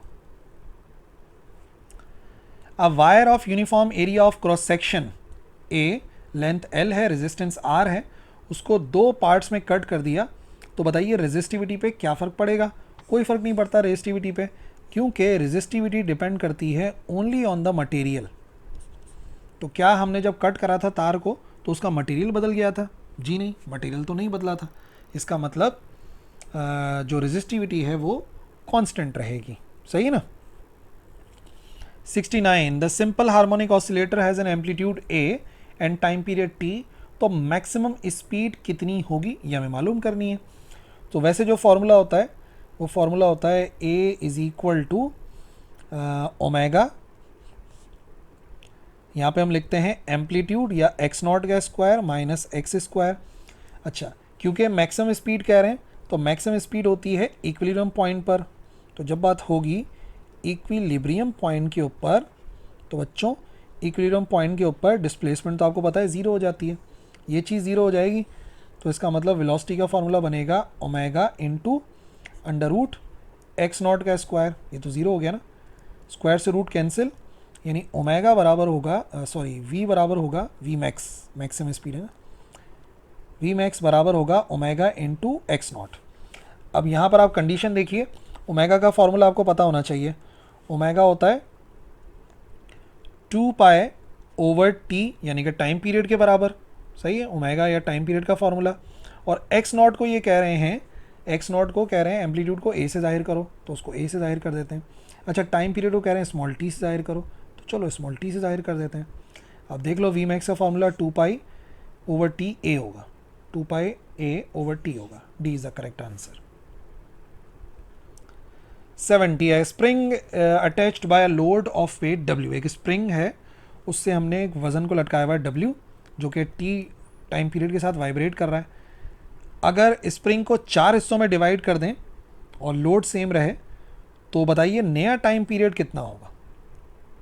एक स्प्रिंग के साथ ऑब्जेक्ट लटका हुआ था, फिर हमने उसी स्प्रिंग को 4 पार्ट्स में डिवाइड करके छोटा कर दिया, तो बताइए कि अब नया टाइम पीरियड कितना होगा। देखो 4 पार्ट्स में अगर मैं डिवाइड किया ना तो स्प्रिंग और सख्त हो जाता है। सख्त होने का मतलब कि अब जो उनका कांस्टेंट होगा वो एक्चुअली 4 गुना हो जाएगा उस के जो उसका एक्चुअल स्प्रिंग कांस्टेंट था ना। तो किसी भी स्प्रिंग को छोटा करते हैं ना तो वो और ज़्यादा स्टिफ हो जाता है, स्टिफनेस बढ़ जाती है। तो एक्चुअल फार्मूला क्या होता है 2 pi under root M over K. ये एक्चुअल फार्मूला था, लेकिन अब जो नया टाइम पीरियड होगा वो बराबर आ जाएगा 2 पाई अंडर रूट एम, तो वही रहा, के की जगह पर आएगा 4K। सही है, 4 का स्क्वायर रूट ले लो, 2 हो के बाहर आ जाएगा, बचेगा 2 pi under root M over K. सिर्फ 4 का जो रूट लिया बाहर आके 2 लिख दिया, टी डैश आ गया। ये जो पूरी चीज़ है आप देखो टी के बराबर है एक्चुअल के, तो टी डैश बराबर आ जाएगा 1/2 ऑफ टी, आधा हो जाएगा टाइम पीरियड, यानी कि टी डिवाइड बाय 2 हो जाएगा। 71 एक बॉडी ऑसिलेट कर रही है, एंगुलर फ्रीक्वेंसी ओमेगा है जो कि ड्राइविंग फोर्स की फ्रीक्वेंसी के बराबर है। तो ऐसी ऑसिलेशन को फोर्स्ड ऑसिलेशन कहते हैं। जब भी कोई बॉडी ऑसिलेट करे किसी दूसरी ऑसिलेटिंग फोर्स की वजह से तो उसे फोर्स्ड ऑसिलेशन कहते हैं। 72 एक सिंपल हार्मोनिक ऑसिलेटर है जिसकी कोई नेचुरल फ्रीक्वेंसी है ओमेगा एन, और वो फोर्स किया जा रहा है ऑसिलेट करने के लिए ड्राइविंग फ्रीक्वेंसी ओमेगा डी के लिहाज से। ठीक है ना, ओमेगा एन और यहाँ पे ओमेगा डी आ गया। तो रेजोनेंस कब होता है? याद रखो बच्चों, रेजोनेंस तब होता है जब किसी बॉडी की नेचुरल फ्रीक्वेंसी या नेचुरल एंगुलर फ्रीक्वेंसी बराबर हो जाए किसी ड्राइविंग फोर्स की फ्रीक्वेंसी के। नेचुरल फ्रीक्वेंसी जब ड्राइविंग फोर्स की फ्रीक्वेंसी के बराबर हो जाती है तब जाके रेजोनेंस होता है। 73 इन व्हीकल जो शॉक एब्जॉर्बर्स होते हैं वो रिड्यूस करते हैं जर्क्स को। ओके, आगे कौन सी बात करेक्ट है? Shock absorber is the application of damped oscillation, सही है। Damping effect is due to frictional loss, yes सही है। शॉक एब्जॉर्बर रिड्यूस करते हैं जर्क को, वो तो ऊपर ही बता दिया था। सारी बातें करेक्ट है। बुक का मल्टीपल चॉइस क्वेश्चन है ये, इंपॉर्टेंट ही लगता है मुझे। जो हैविली डैम्प्ड सिस्टम होते हैं उनका एक फ्लैट रेजोनेंस कर्व बनता है। वो रेजोनेंस कर्व एक्चुअली कौन सी चीज़ों के दरमियान में होता है? एक्सेलरेशन टाइम ग्राफ होता है, जी नहीं। एम्पलीट्यूड फ्रीक्वेंसी ग्राफ होता है, जी हाँ। करेक्ट आंसर है एम्पलीट्यूड फ्रीक्वेंसी ग्राफ। ठीक है ना, वो एक जो ग्राफ है ना जो जिनमें हैविली डैम्पिंग की जाती है, तो उसमें आप नोट करें, यहाँ पर हम लिखते हैं फ्रीक्वेंसी और यहाँ पर हम लिखते हैं उसका एम्पलीट्यूड। तो इसका जो ग्राफ होता है ना वो तकरीबन फ्लैट ग्राफ बनता है, इस तरीके से जाता है करके, हल्का सा ऊपर जाता है फिर ऐसे चला जाता है। और जो कम होते हैं उनका जो ग्राफ होता है वो इस तरीके से जाता है, ठीक है ना, उसके अंदर जो एम्पलीट्यूड है वो अच्छा खासा ज़्यादा होता है। तो असल ये था कि फ्रीक्वेंसी एम्पलीट्यूड ग्राफ होता है वो। Question number 75, the projection of uniform circular motion on any diameter of circular path results in simple harmonic motion. ये पूरा हमारा केस नंबर 2 है कि जब भी कोई पार्टिकल सर्कुलर पाथ में मूव कर रहा होता है और मैं चाहूँ कि मैं उसका साया बना दूँ, उसका प्रोजेक्शन बना दूँ अलोंग द डायमीटर, तो वो जो प्रोजेक्शन बनता है वो एक्चुअली यहाँ से यहाँ यूनिफॉर्म सर्कुलर मोशन करता है। और ये एक इंपॉर्टेंट सवाल है इस साल के लिए भी ना। In uniform circular motion the angular frequency omega is related to the frequency of simple harmonic motion. तो मैंने आपको बताया अभी फॉर्मूला, टी बराबर होता है 2 पाई ओवर ओमेगा के। टाइम पीरियड ऑफ फ्रीक्वेंसी का क्या रिलेशन होता है, टाइम पीरियड फ्रीक्वेंसी का रेसिप्रोकल होता है, तो यह आ गया 2 पाई अपॉन ओमेगा। यहाँ से अगर आप वैल्यू अलग करो ओमेगा की तो ओमेगा सीधा सीधा बराबर आएगा 2 पाई एफ के। करेक्ट आंसर है omega is equal to 2 pi F. 77, एक पुलिस कार है जो कि सायरन को इमिट कर रही है, ठीक है, एक पुलिस कार है जो सायरन को इमिट कर रही है 1000 हर्ट्ज की फ्रीक्वेंसी के साथ। वो एक कार को चेस कर रही है जो कि पुलिस से दूर जा रही है, अवे जा रही है। अगर पुलिस कार और स्पीडिंग कार की स्पीड सेम है तो बताइए जो ड्राइवर है स्पीडिंग कार का, जो कार आगे की तरफ जा रही है, वो कितनी फ्रीक्वेंसी सुनेगा। याद रखो बच्चों, जितनी फ्रीक्वेंसी है वो उतनी ही सुनेगा। क्यों? क्योंकि याद रखिए जो दोनों हैं, ये मिसाल के तौर पे किसकी कार हो गई, ये हो गई कार पुलिस की कार है, ठीक है, थोड़ी अजीब हो गई, ये पुलिस की कार है, ये पुलिस की कार है। और जो कार है जो कि स्पीड अप कर रही है वो आगे की तरफ जा रही है, ठीक है, ये आ गई हमारे पास एक कार, ये आगे की तरफ जा रही है। अब क्योंकि दोनों की स्पीड सेम है ना, तो दोनों एक दूसरे से दूर नहीं जा रहे होंगे, समझ रहे हो। फ्रीक्वेंसी बढ़ती है कम होती है जब सोर्स और लिसनर एक दूसरे से करीब या दूर जा रहे हो, पर यहाँ पे तो दोनों की स्पीड सेम है। तो अगर दोनों की स्पीड सेम है तो कोई एक दूसरे से दूर नहीं जा रहा, there is no relative motion, सही है ना। तो जब रिलेटिव मोशन नहीं है तो फ्रीक्वेंसी तो सेम ही सुनाई देगी 1000 हर्ट्ज के बराबर, करेक्ट है। डॉपलर इफेक्ट अप्लाई होता है जब रिलेटिव मोशन होता है, और यहाँ पे कोई भी रिलेटिव मोशन नहीं है क्योंकि दोनों की रफ्तार सेम है। अच्छा जी, अगर वी ए स्पीड है साउंड की हवा में, वी एच हाइड्रोजन गैस में रफ्तार है, और वी एम जो है वो किसी मेटल में रफ्तार है सेम टेम्परेचर पे, तो बताइए कौन सी बात सही है, किस में स्पीड ज़्यादा होगी। अब देखो, पहली बात ये कि सॉलिड में स्पीड तो सबसे ज़्यादा होती है, इट मीन्स मेटल की स्पीड सबसे ज़्यादा होगी, ठीक है। उसके बाद डिपेंड करता है, जो स्पीड का फॉर्मूला है वो डिपेंड करता है किसके ऊपर, वो डिपेंड करता है डेंसिटी के ऊपर, या अगर आप देख लो तो वो एक्चुअली इन्वर्सली डिपेंड करता है मास के ऊपर। स्पीड का फॉर्मूला क्या होता है, raw P over raw, density पे डिपेंड करता है ना, डेंसिटी डिपेंड करती है मोलर मास के ऊपर। तो इसका मतलब जिस चीज़ का मोलर मास ज़्यादा उसकी, जिसका मास ज़्यादा उसमें स्पीड कम। तो एयर का मास ज़्यादा होता है यानी कि उसमें स्पीड कम होगी, हाइड्रोजन का मास कम है एयर के लिहाज से तो उसमें स्पीड ज़्यादा होगी।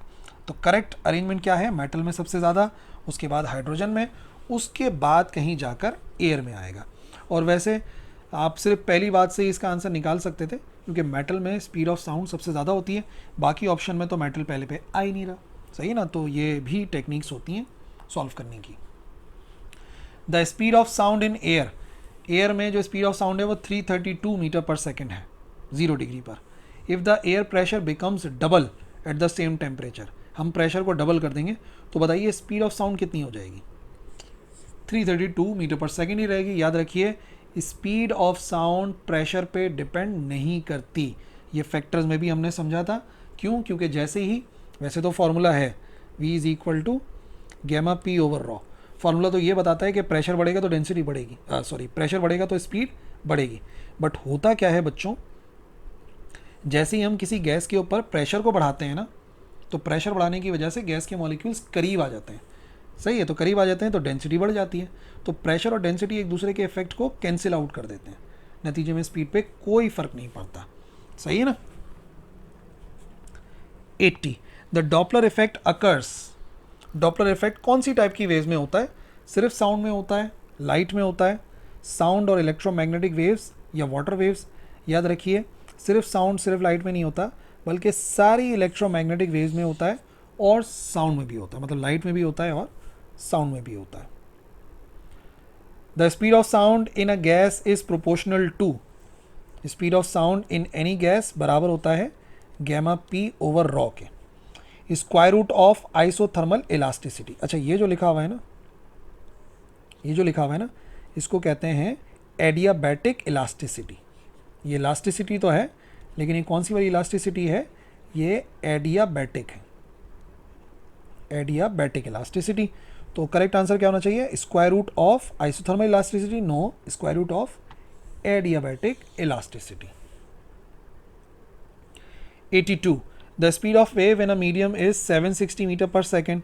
स्पीड ऑफ वेव गिवन है 760 मीटर पर सेकेंड और नंबर ऑफ वेव्स गिवन है, नंबर ऑफ वेव्स हैं 3600, ये है नंबर ऑफ वेव्स, और वो पास कर रही हैं through a point in medium, एक मीडियम से पास हो रही हैं।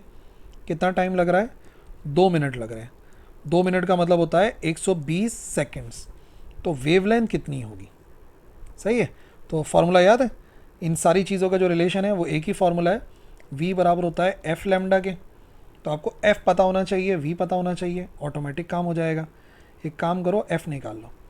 Frequency is the number of vibrations per unit time, कितनी वाइब्रेशंस हो रही हैं पर यूनिट टाइम। तो वाइब्रेशंस या वेव्स बन रही हैं 3600 और टाइम लग रहा है 120 मिनट।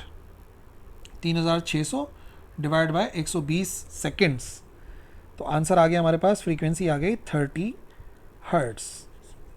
अब इक्वेशन 1 से सॉल्व कर लो। इक्वेशन 1 को अगर मैं रीअरेंज करूं तो लैम्डा बराबर आएगा v ओवर f के।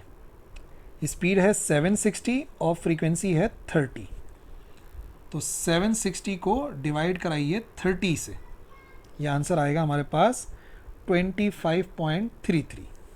करेक्ट आंसर है 25.33 metres. 83. The Doppler effect is the apparent change in, Doppler effect होता है apparent change in the frequency of sound due to the relative motion between source and listener. So पहला ही option correct है, the frequency change in frequency of sound due to relative motion between source and observer. Amplitude नहीं बदलता, speed नहीं बदलती, wavelength अलग बात है। Question number 84.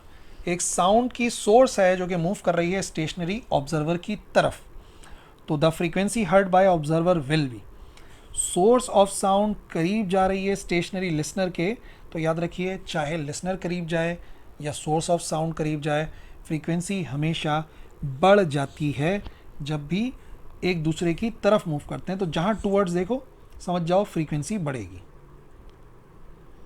85. If the wavelength of an electromagnetic wave is about the diameter of cricket ball, अगर एक electromagnetic wave है जिसका डायमीटर जो है क्रिकेट बॉल के बराबर है, तो बताइए वो रेडिएशन कौन सी होगी? तो बेसिकली आपको वेवलेंथ याद करनी चाहिए। जो रेडियो वेव है इसकी वेवलेंथ इतनी होती है, कुछ सेंटीमीटर से सेवरल मीटर्स तक। जो क्रिकेट बॉल का डायमीटर है तकरीबन 70 मिलीमीटर होता है, 7 सेंटीमीटर की होती है, तो उस रेंज में रेडियो वेव्स ही आ सकती हैं। बाकी इन सब की तो वेवलेंथ बहुत शॉर्ट होती है। ये 300 नैनोमीटर है, ये उसके भी उससे थोड़ी सी ज़्यादा, और एक्सरे की तो बहुत ही कम होती है। 86. The electromagnetic wave from unknown source in space are found to be diffracted when passing through gaps. फिर वही बात है, लॉजिक यहाँ पे ये अप्लाई हो रही है कि जब भी कोई इलेक्ट्रोमैग्नेटिक वेव डिफ्रेक्ट होती है ना, तो जो वेवलेंथ है वो उसके ऑर्डर पे होना चाहिए गैप। कहने का मकसद ये है कि जब भी कोई वेव पास होती है और मैं चाह रहा हूँ कि वो किसी गैप से गुजरने के दौरान डिफ्रेक्ट हो जाए, तो जो वेवलेंथ है वो कंपैरेबल होना चाहिए इस डिस्टेंस के गैप के। अब ये कह रहा है 10 raise to the power -5। 10 raise to the power -5 wavelength होती है इंफ्रारेड वेव्स की। तो ये इंफ्रारेड वेव्स को डिफ्रेक्ट करने की सलाहियत रखते हैं। बाकी जो है हमारे पास अल्ट्रावायलेट माइक्रोवेव्स, रेडियो वेव्स, इनकी जो वेवलेंथ है वो इनके लिहाज से रेडियो वेव्स की वेवलेंथ तो सबसे ज़्यादा होती है, उसके बाद माइक्रोवेव्स की होती है, उसके बाद अल्ट्रावायलेट वेव्स की होती है। ठीक है ना, तो इंफ्रारेड वेव्स सही हैं। वो आपने 10 रेस टू दी और -5 से याद रखना है। 87 एक्सरे डिफ्रैक्शन जो एक्सपेरिमेंट था उसके अंदर जो वेवलेंथ थी इंसिडेंट एक्सरे की उसको हमने डिक्रीज कर दिया। तो बताइए क्या फ़र्क पड़ेगा डिफ्रैक्शन एंगल के ऊपर। बात हो रही है ब्रैग्स लॉ की, जिसके मुताबिक m लैम्डा बराबर होता है 2d साइन थीटा के। ये ब्रैग्स लॉ है। एक्सरे डिफ्रैक्शन में ब्रैग्स लॉ ही इस्तेमाल होता है। अब सवाल क्या है? सवाल ये है कि बताइए अगर हम वेवलेंथ को डिक्रीज़ कर दें तो क्या फ़र्क पड़ेगा फर्स्ट ऑर्डर डिफ्रैक्शन के ऊपर। तो जाहिर सी बात है अगर लैम्डा डिक्रीज़ होगा तो उसके लिहाज से सीधा सीधा नज़र आ रहा है कि एंगल भी डिक्रीज़ हो जाएगा। सो करेक्ट आंसर होगा it will decrease. Interference fringes produce हुए मोनोक्रोमेटिक सोर्स ऑफ लाइट से same intensity from double slit screen. Double slit experiment का है ये।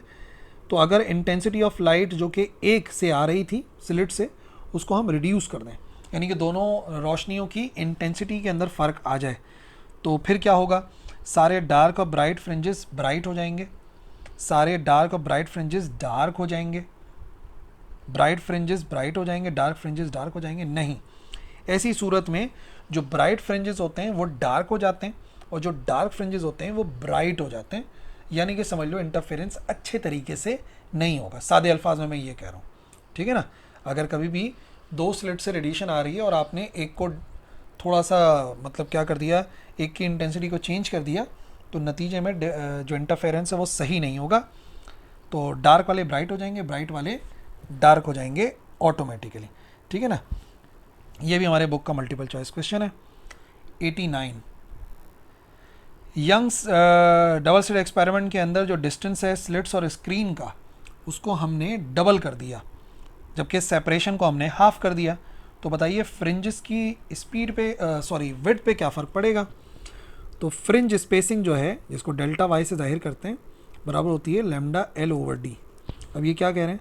अब ये कह रहे हैं कि हमने जो डिस्टेंस था स्लिट्स और स्क्रीन के दरमियान का उसको डबल कर दिया और सेपरेशन को हाफ कर दिया। डिस्टेंस को डबल कर दिया और सेपरेशन को हाफ कर दिया।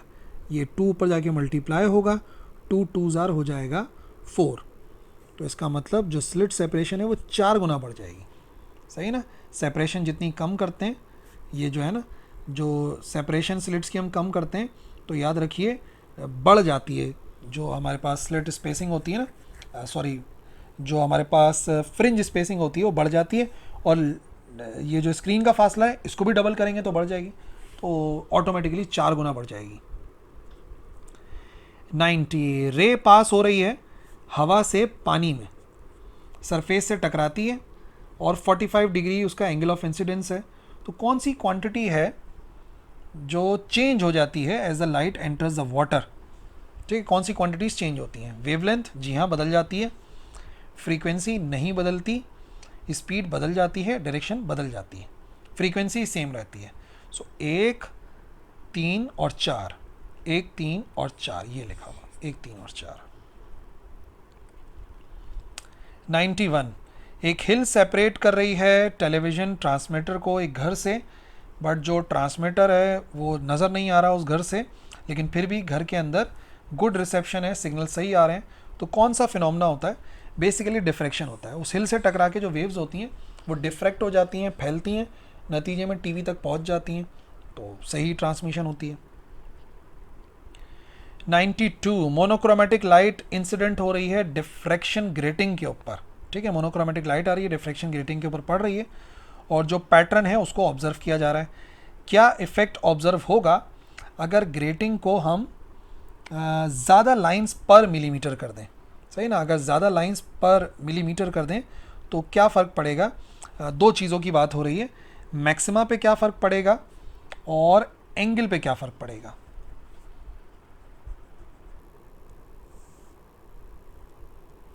तो डिफ्रैक्शन ग्रेटिंग का जो फॉर्मूला है ना, एम लैम्डा बराबर होता है डी साइन थीटा के। ठीक है ना। अब यहाँ पर ये क्या कह रहे हैं? यहाँ पर ये कह रहे हैं कि मोर लाइंस पर मिलीमीटर होंगी। ये जो लिखी हुई होती है ना, ये जो डी होता है बेसिकली क्या होता है? ये हमारे पास होता है ग्रेटिंग एलिमेंट। ग्रेटिंग एलिमेंट कैसे कैलकुलेट करते हैं? ग्रेटिंग एलिमेंट कैलकुलेट करने का तरीक़ाकार ये है कि कितनी लेंथ ऑफ ग्रेटिंग है लेंथ ऑफ ग्रेटिंग, ठीक है, जिसको मैं एल से जाहिर कर दूंगा, और ये आती हैं number of lines, number of lines, ठीक है, एन से जाहिर करेंगे। तो अगर यहाँ पे वैल्यू पुट करूँ तो ये हो जाएगा M lambda is equal to L divide by N, और यहाँ पर आ गया साइन थीटा। अब ये कह रहे हैं कि लाइंस पर मिलीमीटर ज़्यादा हैं, तो इसका मतलब क्या होगा, इसका मतलब ये होगा कि मैं इसको बढ़ा दूंगा, ठीक है ना, मैं एन को बढ़ा दूंगा। तो एन को बढ़ाऊंगा तो ऑटोमेटिकली ये जो नंबर ऑफ मैक्सिमाज हैं ये कम हो जाएंगे, सही है ना। तो सवाल ये है कि number of maxima decreases with decrease in angle, नहीं, number of maxima in decreases with the increase in angle, angle तो बढ़ जाएगा लेकिन ऑटोमेटिकली जो नंबर ऑफ मैक्सिमा है वो जो है डिक्रीज हो जाते हैं फर्स्ट और सेकंड ऑर्डर मैक्सिमा के। 93 which of the following is not a type of communication channel. Optical fibre के जरिए ट्रांसमिशन होती है, कोएक्सियल केबल के जरिए होती है, रेडियो वेव्स के थ्रू भी होती है, but transformer is not a communication channel. Question number 94 which type of the communication channel is best suited for long distance high speed data transmission. अगर मैं चाहता हूं कि हाई स्पीड डेटा ट्रांसमिशन हो, सो ऑप्टिकल फाइबर्स आर बेस्ट। इसके ज़रिए जो है ना हम बहुत अच्छे तरीके से लॉन्ग डिस्टेंस हाई स्पीड पे डेटा को ट्रांसफ़र कर सकते हैं। तभी तो देख लो एक कॉन्टिनेंट से दूसरे कॉन्टिनेंट में ऑप्टिकल फाइबर्स बिछाए जाते हैं। Which of the following is a wireless communication channel. Coaxial cable wireless तो नहीं है, तो केबल है, ट्विस्टेड भी पेयर भी, तार तो है, ऑप्टिकल फाइबर भी वायरलेस तो नहीं है। इंफ्रारेड वेव्स के थ्रू जब ट्रांसफ़र करते हैं तो वो एक्चुअली वायरलेस कम्युनिकेशन चैनल कहलाता है। 96 which type of communication channel is commonly used in television broadcasting. Television की ब्रॉडकास्टिंग के अंदर क्या इस्तेमाल करते हैं, optical fibre, twisted pair cable, Bluetooth, actually वो माइक्रोवेव लिंक्स होते हैं, उनके ज़रिए जो है वो हम टेलीविज़न की ट्रांसमिशन करते हैं।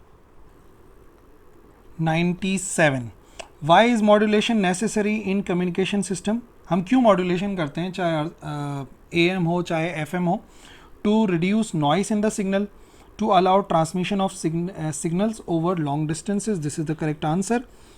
हम मॉड्यूलेशन करते ही इस वजह से हैं ताकि जो हमारे सिग्नल्स हैं वो दूर तक ट्रांसफ़र किए जा सकें, तभी हम AM या FM करते हैं ना, यानी कि एम्पलीट्यूड या फ्रीक्वेंसी मॉड्यूलेशन करते हैं। इन AM modulation which property of the wave is varied. अगर बात हो एम्पलीट्यूड मॉड्यूलेशन की तो हम एम्पलीट्यूड को मॉड्यूलेट करते हैं, वेरी करते हैं, और अगर बात हो FM की तो FM में फ्रीक्वेंसी को मॉड्यूलेट किया जाता है। 99 which type of modulation is least affected by noise. किस में नॉइस का फ़र्क नहीं पड़ता। याद रखिए बच्चों, फ्रीक्वेंसी मॉड्यूलेशन जो है वो बेस्ट है अगर मैं चाहता हूँ कि नॉइज़ से कोई इफ़ेक्ट ना हो। जो एम्पलीट्यूड मॉड्यूलेशन है वो सबसे ज़्यादा इफेक्ट हो जाता है नॉइस से। और आज का हमारा आखिरी multiple choice question, what is the main advantage of frequency modulation over amplitude modulation. मैंने भी आपको बताया कि FM में जो नॉइस की इम्यूनिटी है वो बहुत ज़्यादा है, वो नॉइस से असरअंदाज नहीं होते। ठीक है बच्चों, सो ये हो गया आज का हमारा लेक्चर मुकम्मल। आई होप आपको समझ में आ गए होंगे सारे के सारे मल्टीपल चॉइस क्वेश्चन। अगर कोई सवाल है तो आप लिख सकते हैं कमेंट सेक्शन में, इंशाल्लाह I will reply. That's all for this video. अल्लाह हाफिज़।